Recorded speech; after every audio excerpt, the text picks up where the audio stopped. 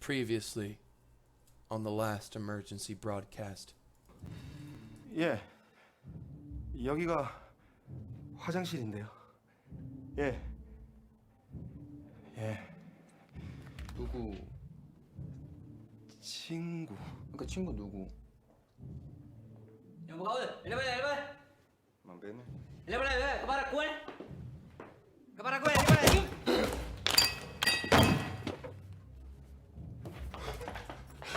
아씨 여기.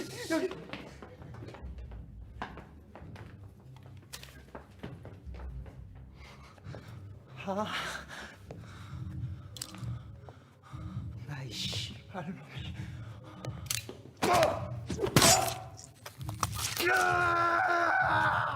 누군 안 물어. 솜이 어딨냐? 가이 씨발.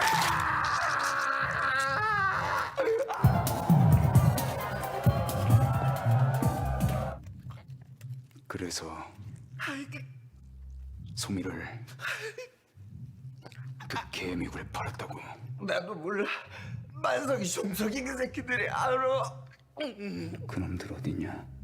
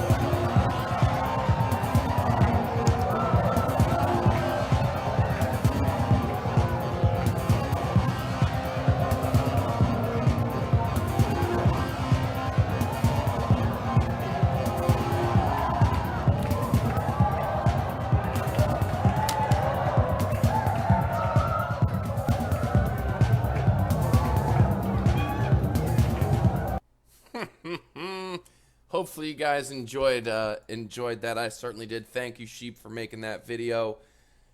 I don't know about you guys, but to me, the content on YouTube for the past week or two has been rather weak, at least in our sphere. So anyways, following up on the previous emergency broadcast, haven't really moved much. People are talking about Bakkt testing starting on Monday. And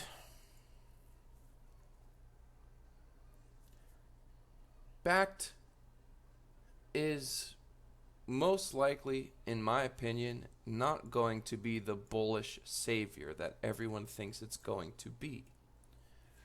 Just because you can have Bitcoin-backed trades and whatnot, that doesn't mean anything. At the end of the day, your average person, your peon, your retail trader to your people with 401ks and whatnot, you know, buy and long, and it's the insiders that dump in short. Bakkt, in my opinion, is not bullish at all. It is bearish as all hell, and could certainly be the powder keg that could ignite and explode to the downside whenever it's officially launched. So I just want to put that out there. And that would most likely, you know, blow away any green dots or any type of indicators that I have. But I don't believe Bakkt is bullish at all. When Bakkt opens, I wouldn't be surprised if this whole pump that we've had from $3 grand, $4 grand was just buying up Bitcoin so they could dump it when Bakkt comes out. Maybe that's why they've been pushing Bakkt off, so they could have more time to buy it up. When the time comes, push the button, dump it to hell, and squander on all of you, and then Tone Vase is right in the end.